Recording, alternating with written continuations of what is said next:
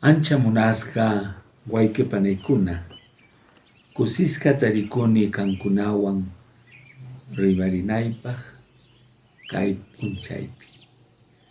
Seguimos hablando del sacerdocio en nuestra Iglesia Católica.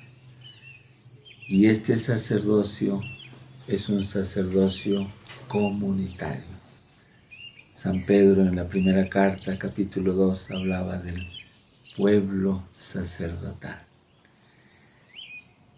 Y en cuanto a mí, quiero decir que me da mucha alegría estar en la parroquia ya desde hace largos años, que se llama Pueblo de Dios. Es un nombre magnífico, porque esa es la iglesia, el pueblo de Dios. Ese nombre está regado en la Biblia. El Éxodo habla del pueblo que camina por el desierto y que se hace pueblo de Dios al salir de la esclavitud. Es un nombre también conciliar, porque el Concilio Vaticano II recoge esta vivencia profunda de la Iglesia y habla pues contundentemente del pueblo de Dios, que es lo que nos une a todos, es como una plataforma de la vida eclesial. Todos somos pueblo de Dios. Y en ese pueblo de Dios están los sacerdotes y sacerdotisas bautismales, laicos y laicas. Y de ahí, de ese sacerdocio, diríamos bautismal, primigenio, entonces se entiende el otro sacerdocio, que es parte de lo mismo, el sacerdocio ministerial.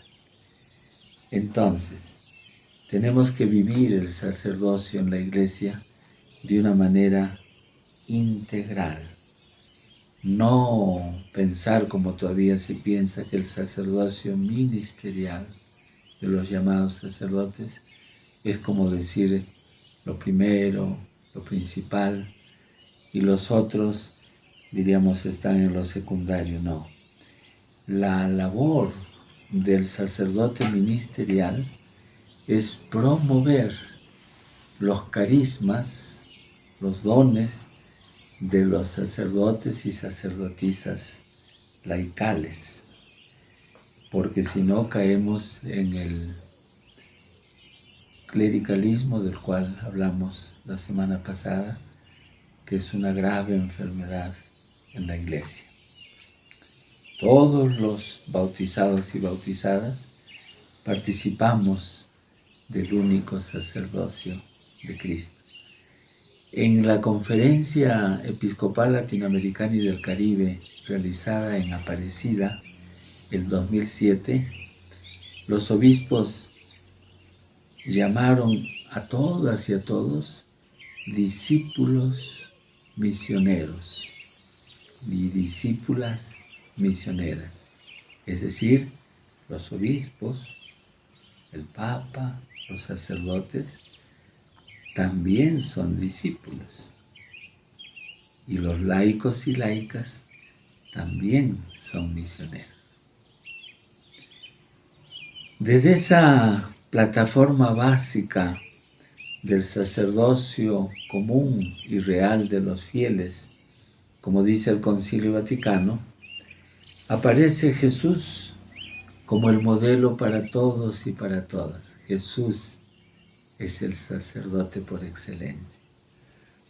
Y algo fundamental en Jesús es su ser como Hijo de Dios, hecho hombre, pero no cualquier hombre, sino hombre pobre.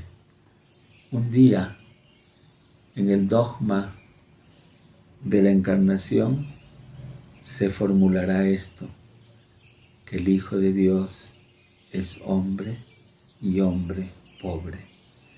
El ser pobre en Jesús no es una casualidad, no es una añadidura, sino es parte constitutiva de su ser. De ese Jesús que siempre optó, que siempre apostó por los pobres, por los más débiles y oprimidos, por los esclavizados.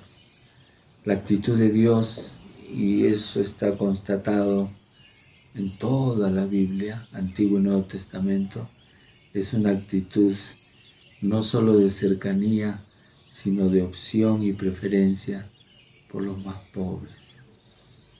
Tantos textos que tenemos. Solo les nombro uno para que ustedes busquen en su casa, en la Biblia. Amós, capítulo 8, versículos 4 al 6. El Papa Benedicto XVI dijo al respecto en Aparecida: en este sentido, la opción preferencial por los pobres está implícita en la fe cristológica, en aquel Dios que se ha hecho pobre por nosotros para enriquecernos con su pobreza.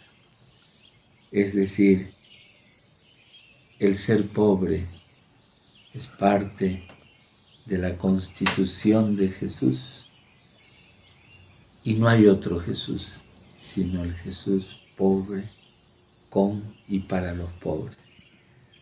Un Cristo neutral, anodino, no es el Cristo de Dios.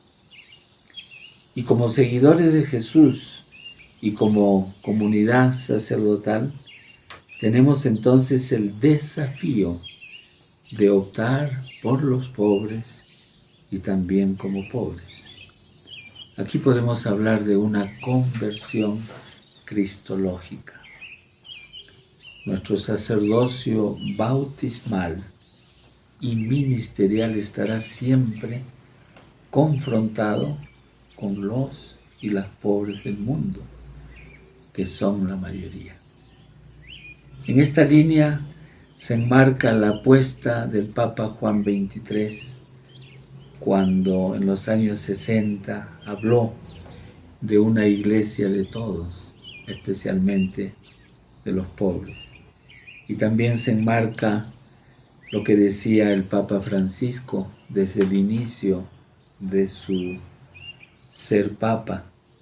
Hablaba de una iglesia pobre y para los pobres. Entonces se trata de vivir como creyentes, como iglesia, de forma sencilla, pobre y de forma solidaria, no solo con personas pobres, sino con los pueblos pobres.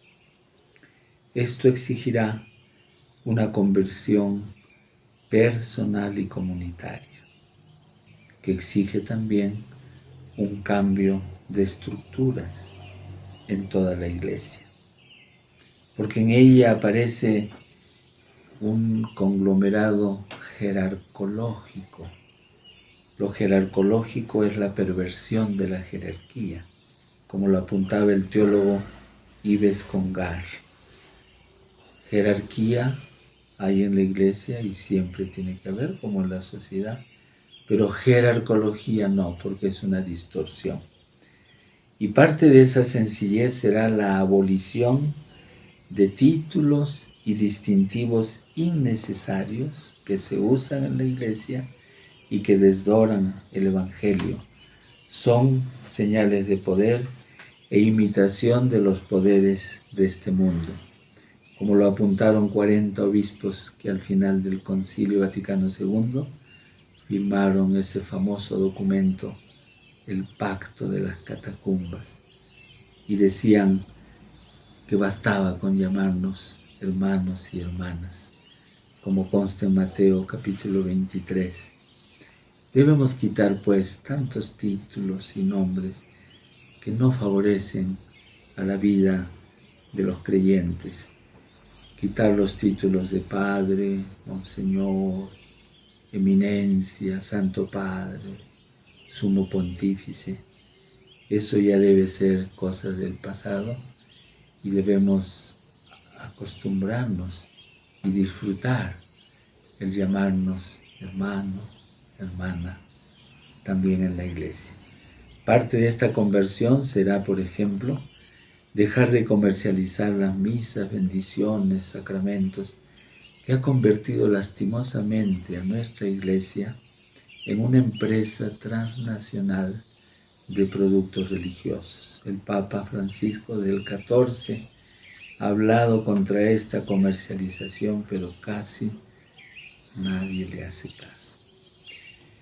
Este llamado al cambio es para sacerdotes y sacerdotisas bautismales que día y noche exigen a los sacerdotes ministeriales que celebren misas privadas solo para ellos, solo para sus almas, y que están dispuestos a pagar cualquier precio.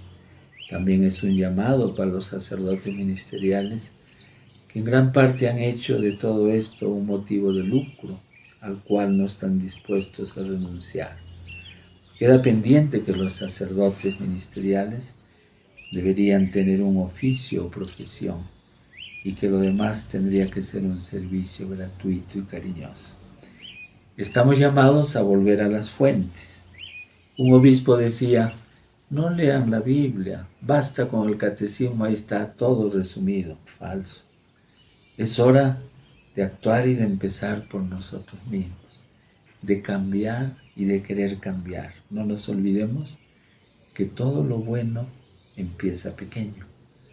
Así empezó Jesús, así empezó nuestra Iglesia. Y con esto, amigas y amigos, les digo: Hamu Semana Kama, Hiki Sin Kama.